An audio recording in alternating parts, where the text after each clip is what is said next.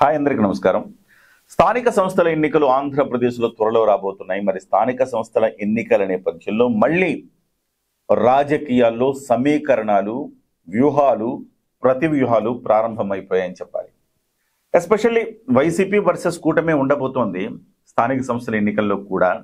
కాకపోతే అంతర్గతంగా కూటమిలో కూడా తెలుగుదేశం వర్సెస్ జనసేన పార్టీగా మారబోతోందా అంటే అలాంటి పరిణామాలే కనపడతా ఉన్నాయి. ఎందుకు అంటే ఇవాళ 21 అసెంబ్లీ నియోజకవర్గాల్లో జనసేన పార్టీ విజయం సాధించింది. సో ఈ 21 అసెంబ్లీ నియోజకవర్గాల్లో స్థానికంగా తమ పట్టును తాము నిరూపించుకోవాలని ఎమ్మెల్యేలు భావిస్తూ ఉన్నారు. కానీ అక్కడుండే స్థానికంగా ఉండే తెలుగుదేశం పార్టీ నాయకులు దీని మీద ప్రతి వ్యూహాలు రూపొందించి అక్కడ మ్యాక్సిమం సీట్లు జనసేన పార్టీ ఓడిపోయేటట్టుగా చేయాలన్న ఉద్దేశంతో తమ శక్తియుక్తులన్నిటిని కూడా కూడగడతా ఉన్నారు. ఎందుకంటే వాళ్ళు ఇప్పుడు 21 స్థానాల్లో సీట్లు కోల్పోయారు. మరి ఆ సీటు మళ్ళీ రెండోసారి కూడా సదరు జనసేన పార్టీ ఎమ్మెల్యే గెలవడం జరిగితే ఈ స్థానిక సంస్థల ఎన్నికల్లో తమ పట్టును నిరూపించుకునే పరిస్థితి వస్తే ఆ తర్వాత మళ్ళీ 2029లో కూడా అదే ఎమ్మెల్యే జనసేన పార్టీ నుంచి మళ్ళీ పోటీ చేస్తే తెలుగుదేశం పార్టీ వాళ్ళ పరిస్థితి ఏంటి? కాబట్టి ఇవన్నీ ఆలోచించి చాలా నియోజకవర్గాల్లో ఇప్పటికే ఇక్కడ ఎమ్మెల్యేని ఏ రకంగా ఇబ్బంది పెట్టాలి అనే ఒక వ్యూహాత్మకమైన అడుగులు పడతా ఉన్నాయి. స్థానిక సంస్థల ఎన్నికల్లో పవన్ కళ్యాణ్ గారు ఇప్పటికే 30% సీట్లు మేము తీసుకుంటామని చెప్పేసి గతంలో చెప్పి ఉన్నారు. సో ప్రస్తుతానికి ఎమ్మెల్యే విషయాల్లో లేకపోతే ఇక్కడ కొంత నామినేటెడ్ పదవుల్లో కూడా అడ్జస్ట్ అయితే జనసేన పార్టీ అయిపోయింది. 21 స్థానాలు తీసుకోవడం అంటే 175 స్థానాల్లో 21 స్థానాలంటే జనసేన పార్టీకి దక్కింది కేవలం 12% మాత్రమే. ఈవెన్ ఈ తర్వాత పవన్ కళ్యాణ్ గారు అన్న మాట ఏంటంటే 30% రాబోయే పదవుల్లో తీసుకుంటాం అన్నారు. అంటే రాబోయే పదవులు అంటే చాలా మంది అనుకున్నారు ఇందులో మనకు వస్తాయేమో నామినేటెడ్ పదవులని చాలా మంది భావించారు, ఆశావహులు.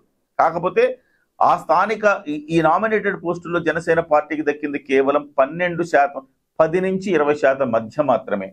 చాలా చోట్ల 10% కూడా దక్కని జిల్లాలు కూడా ఉన్నాయని మనం చెప్పుకోవాలి. సో ఇవన్నీ కూడా అడ్జస్ట్ అయిపోయింది. ఎందుకంటే పైన ఇటువైపు పవన్ కళ్యాణ్ గారు, ఇటువైపు నారా చంద్రబాబు నాయుడు గారు చాలా సఖ్యతతో ముందుకెళ్తున్నారు. రాబోయే 15 ఏళ్ల పాటు ఈ కూటమిని ముందుకు తీసుకెళ్లాలని భావిస్తా ఉన్నారు. అందుకే ఎక్కడా పొరపచ్చాల్లో కలిసి కట్టుగా ఉంటున్నారు. మరోవైపు నారా లోకేష్ గారు కూడా చంద్రబాబు తర్వాత వారసుడైనప్పటికీ పవన్ కళ్యాణ్ గారికి ఇవ్వాల్సిన ఇంపార్టెన్స్ ఒక సోదర సమానుడుగా మా పవన్ అన్న అంటూ పదే పదే ఉచ్చరించడం ద్వారా ఎస్ మేమందరం ఒకటే అని ఒక భావన అయితే బలంగా జనాల్లోకి తీసుకెళ్లారు. కాకపోతే క్యాడర్లో మాత్రం ఎక్కడికక్కడ చిన్న చిన్న సమస్యలు వస్తానే ఉన్నాయి. కానీ ఆ సమస్యలు మరింత పెరిగే అవకాశం స్థానిక సంస్థల ఎన్నికల్లో కనపడుతోంది. దీన్ని అధిష్టానం కొంత అడ్రస్ చేయవలసిన అవసరం ఉంది. ఇరు పార్టీల నుంచి కూడా అధిష్టానం అడ్రస్ చేయాల్సిన అవసరం ఉంది. ఏంటంటే ఇక్కడ 21 ఎమ్మెల్యే స్థానాల్లో మ్యాక్సిమం స్థానిక సంస్థల ఎన్నికల్లో 30% జనసేనకు వస్తాయి, 60% తెలుగుదేశం పోతాయి, 10% బీజేపీకి వస్తాయి. అంటే 60-30-10 ఈక్వేషన్ అనమాట. అయితే ఈ ఈక్వేషన్లో ఈ 60% తెలుగుదేశం పార్టీ గెలవడంతో పాటుగా ఈ 30% జనసేన పార్టీకి వచ్చిన వాటిల్లో మ్యాక్సిమం ఓడించడానికి తెలుగుదేశం పార్టీ శ్రేణులు చాలా వరకు ప్రయత్నాలు చేస్తున్నాయి. చాలా నియోజకవర్గాలు ఇది. తద్వారా ఎమ్మెల్యేని వీక్ చేయాలి, అసమర్థుణ్ణి చేయాలి ఎమ్మెల్యేని అనే ఒక వ్యూహం అయితే స్థానికంగా రచిస్తున్నారు. దీనికి అధిష్టానంతో ఎలాంటి సంబంధం లేదు. ఎందుకంటే చంద్రబాబు నాయుడు గారు కానీ లేకపోతే నారా లోకేష్ గారు కానీ చాలా నిజాయితీతో వాళ్ళు కూటమి ధర్మాన్ని పాటిస్తూ ఉన్నారు. కానీ స్థానికంగా ఉండేవాళ్ళు ఈ రకంగా వ్యవహరించడం అనేది అధిష్టానం దృష్టికి వచ్చిందా లేదా అనేది తెలియాల్సి ఉంది. అధిష్టానం దృష్టికి రాకపోతే ఒకసారి దీన్ని పరిశీలించి ఖచ్చితంగా దీన్ని ఈ రకంగా జరగకుండా నిజాయితీగా ఎన్నికల్లో కూడా ఈ 60% తెలుగుదేశం పార్టీ, ఈ 30% జనసేన కోటాకి సపోర్ట్ చేసేలాగా ప్రయత్నం చేయవలసి ఉంది. First point. రెండో పాయింట్, రేపు భవిష్యత్తులో 225 స్థానాలు అవుతాయి. ఈ 225 స్థానాల్లో జనసేన పార్టీ 30% దక్కించుకుంటుందా అనేది ఇక్కడ మనం మాట్లాడుకోవాల్సిన అంశం. ప్రస్తుతం అయితే 175లో కేవలం 21 స్థానాలంటే 12% సీట్లు మాత్రమే దక్కాయి.